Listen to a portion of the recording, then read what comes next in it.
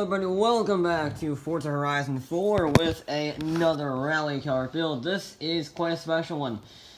This is apparently a Plymouth, but I prefer to think of it as something from the Jetsons with a massive V8 shoved in the front of it. It's from the Barrett Jackson car pack. You get it for free if you are a car pass owner, which I happen to be. So that is very nice. And yeah, it's called the Atomic Punk Bubble Top. But again, it clearly is a Jetsons vehicle. I don't know what you're talking about. So, yeah. Just curious, what can we swap into it? 6.2 liter V8. 7 liter V8. That's the GT engine, the Ford GT40. And, oh, wow, okay. That is a technique. We're going to get a lot of power in this car, I think. We're probably getting a lot of power. The one thing I am concerned about, how does that provide any downforce? Hang on, how does that provide, where are they? They're like next to the lights. How does that provide anything? Sure. Oh, it's boring. I wanted a funny wing, damn it. Okay.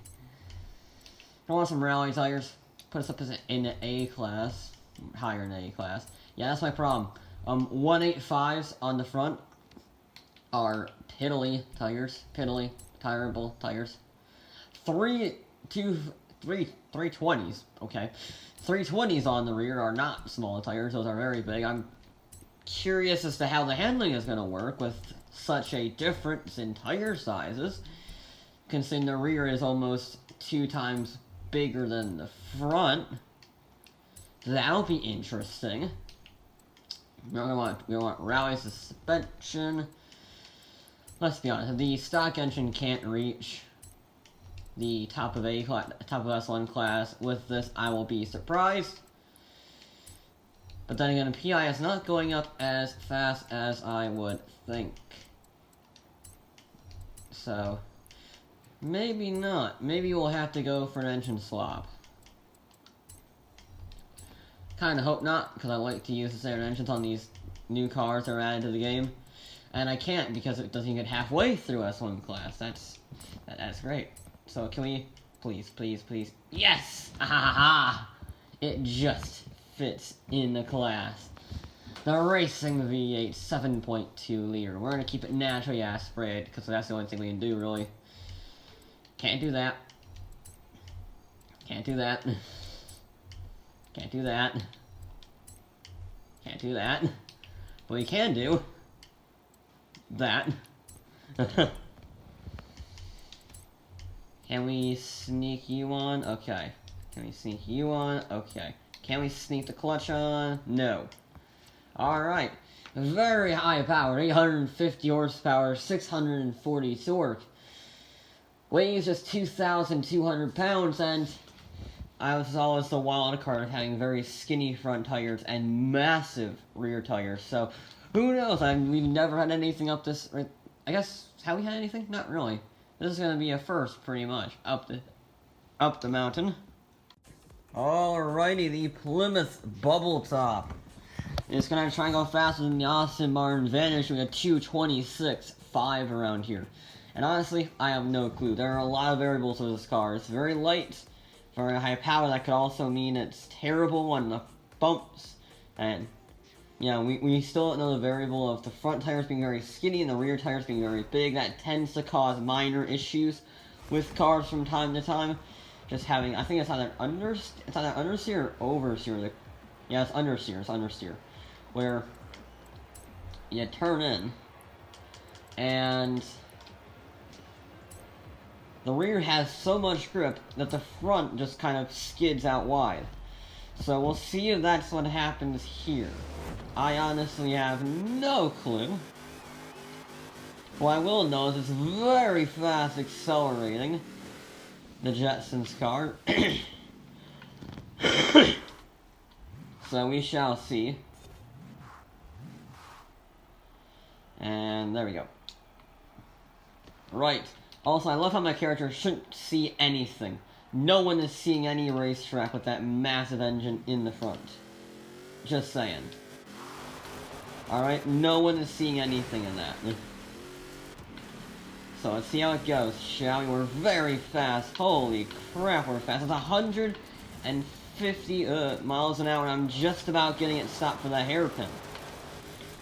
That's 150 miles an hour into the hairpin, and I got it stopped. I mean, I had a terrible hairpin, but point is, I got it stopped. It's the fastest vehicle we've ever had in a straight line. Ooh. It's a bit on the tricky side to drive, though. That's 115. That's a close side. That's not where we want to be. Can I just? No. Okay. This has not gone to plan. This vehicle's insane. This vehicle's absolutely insane. It's terrifying, actually, because what it is absurdly fast in a straight line, and it doesn't really have the handling. Amazingly, it has the brakes. It doesn't have the handling, though. Whoa. Just stop that. And it kind of needs that. It kind of needs some handling to match the brutal speed. I mean, absolutely brutal speed. It's absurdly fast. My God. Turn. Nope, I'm getting understeer. Yep, understeer is a slight issue with this vehicle. Front end does not want to get turned, probably because it has little skinny dragster tires on the front of it. No matter what I do. Turn, thank you. Yeah, this is going to be an interesting one, because if I can get enough around the corners, the acceleration will blitz everything, and I might get a half-decent lap.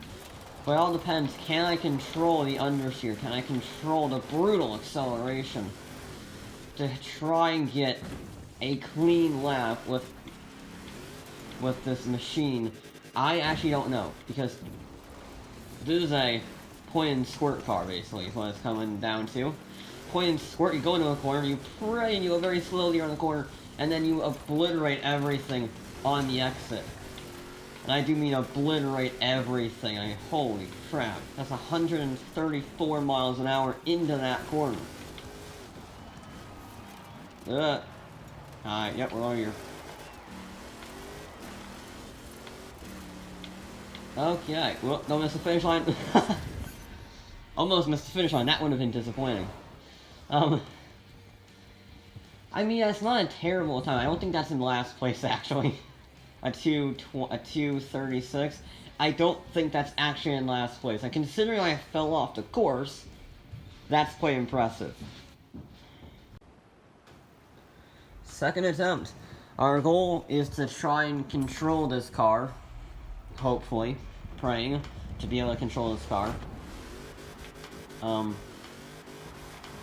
I don't know if it's going to be possible, but I'm going to give it a darn good try.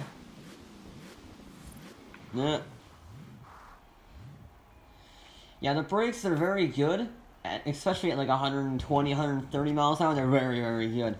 Once you start getting the 140s, 150s, they still stop you, but it's a little bit iffy, a little bit worried sometimes. So, let's just see if we can go again. I have no idea if we can control this car. I'm gonna give it a go. A little bit earlier on the brakes, try and get a smoother hairpin, like that, only not going over here would be ideal. Can we get back on course? Back on course, thank you. No, that's understeer. Yeah, you see, that's what I mean. I had to do a full-on, like, massive angle power slide just to try and get some speed through there, because it just isn't turning. It just it's like a boat.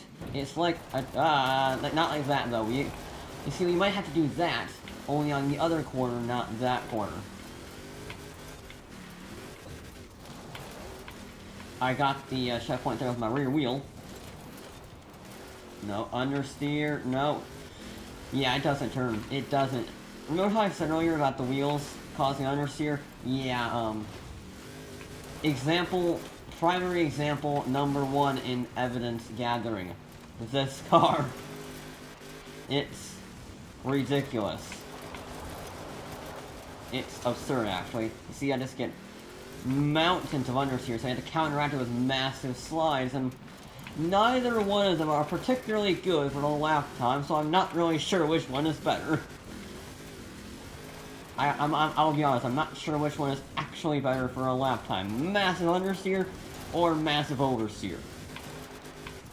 There's a sweet spot somewhere in between, it's a little difficult to find it sometimes. So, let's just see how this fares. I don't know. It's a better run. A, we didn't fall off the course, and B, the downhill is actually very good. That was actually a very good downhill section. So, it's gonna be a half-decent run, I think, with this car. I mean, taking out the fence isn't ideal, I will be honest, but I don't really have much control sometimes, so whatever. We have lots of power to counteract it. Now, power to the line, it's a 3-minute 1. 2:31. In fact, 2:31. Okay, that's good, I think we can go sub 3 minute. And at least in this time, a sub 2:30 would be ideal for our official lap time. I think it's possible. I just don't know how I'm gonna fare around the corners. That's the question. One more attempt, and I think we can get a sub 2:30 with this car. But I have to be 100% clean and not get any of this traumatizing understeer. If we can do that, it will be possible. Otherwise, we might struggle. So, we shall see. I never realized this. The hood is longer than the car. Look at that. It's actually longer than the front axle. That's very weird. I just noticed that. I don't know who created this car, but bravo, good sir, for having the weirdest car I've ever seen. And I've seen some pretty darn weird cars at the Will Cruise. I've not seen this before. That was a perfect, just about, hairpin. The rear wheel clipped the fence ever so slightly, or whatever. Carrying, yeah, no speed through there, but we didn't run wide, that's the important thing. And then carry 112 through there. And that's 115 again. Get on the brakes, a little bit of handbrake. I think that's what we want. We want to get on the brakes nice and straight, and then handbrake it. I think that's our technique. However, our technique does not involve missing a checkpoint like an idiot. That is not what it says. And now, if you're not familiar with this series, I do give some leniency with the checkpoints just because I wouldn't be using checkpoints unless I had to, but I have to for the game to count it, so yeah, I'm a little more lenient with that. So, here we go. Turn it. Look at that, that's beautiful. That is a beautiful upper half. Not the best hairpin, I will be honest, but you know what? It didn't have too much traumatizing understeer. And we can't get the double apex of this, it just gets too much grip too early. So it doesn't really work for that, which is slightly irritating, because the best way to get that corner is to do a double apex hairpin, not a hairpin, a double apex power slide, if you will, around those two corners, and that gives it the optimum line. With this, you can't really do that. Now brake and handbrake, a little bit of handbrake from here and there.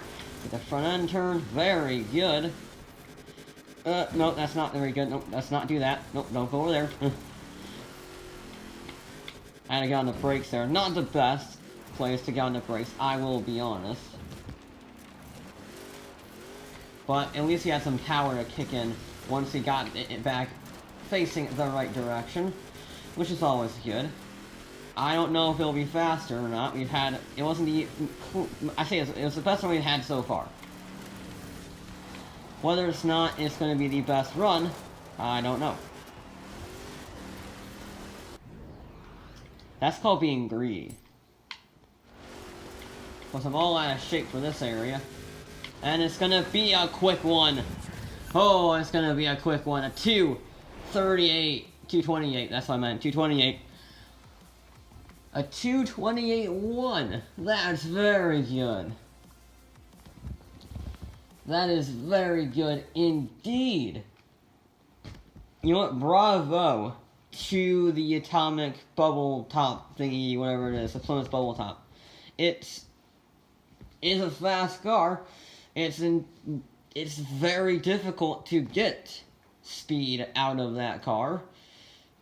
But bravo. Bravo indeed. That'll put it right along with the Lamborghini that did a 227.8. So it's pretty close to that. It's faster than the Nissan.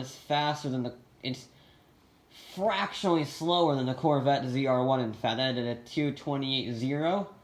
It's very close to that. That's a very good time. I did not expect that good of a time. I will be honest, because it had so much understeer. It was just debilitating. If it had bigger front tires, it could easily do a 226. Easily. But since it has small rear front tires, it just gets so much understeer. You can't carry the corner speed. And that's a shame. But you know what? I'm not going to complain with a 228, with a 228.1. That's pretty darn good. So that's going to be it for this episode of Forza Horizon 4. You back with more.